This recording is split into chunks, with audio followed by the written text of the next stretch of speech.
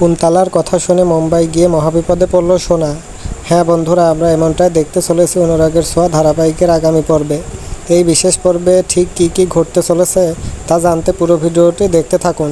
শুরুতে দেখা যায় সোনা মুম্বাই পৌঁছে গেছে। এয়ারপোর্টে দাঁড়িয়ে সে ভাবছে, এখন আমি কি করব, কোথায় যাব, এসব কিছুর পিছনে দায়ী আমার মা।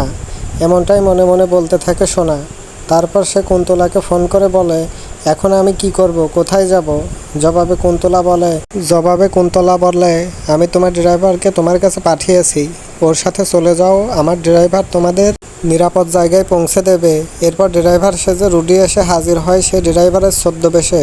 সোনা ও সূর্যকে গাড়িতে তোলে এবং নিয়ে চলে যায়। এক পর্যায়ে রুডি একটি মিছিলের সামনে গাড়ি থামায়ে সেখানে সেই বিশাল ভিড়ের মধ্যে সোনা এবং সূর্যকে রেখে রুডি পালিয়ে যায়। সোনা এবং সূর্য হারিয়ে যায় সে মিছিলের মধ্যে। এদিকে দীপা এবং অবিনাশ সোনা ও সূর্যকে খুঁজতে খুঁজতে এসে পৌঁছায় মুম্বাই।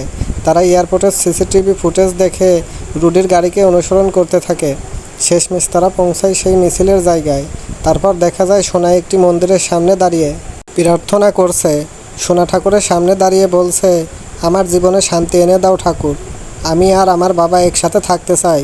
তখন দীপা সোনাকে দেখে ফেলে এবং সোনাও দীপাকে দেখে ফেলে। কিন্তু ঠিক যখন সোনা তার মায়ের কাছে যেতে যায় তখন পেছন থেকে রুডি এসে তার গলায় ছুরি ধরে এবং বলে, যেমন আছো ঠিক তেমনি দাঁড়িয়ে থাকবে, আর এক পা এগুলে এখানেই শেষ করে দেব। এরপর রুডি সোনাকে জিম্বি করে নিয়ে চলে যায়। তো বন্ধুরা, এখন কি হতে চলেছে? তোমরা কি চাও সোনার একটু শিক্ষা হওয়া উচিত? তাহলে কমেন্ট করে জানিয়ে দাও তোমাদের মতামত।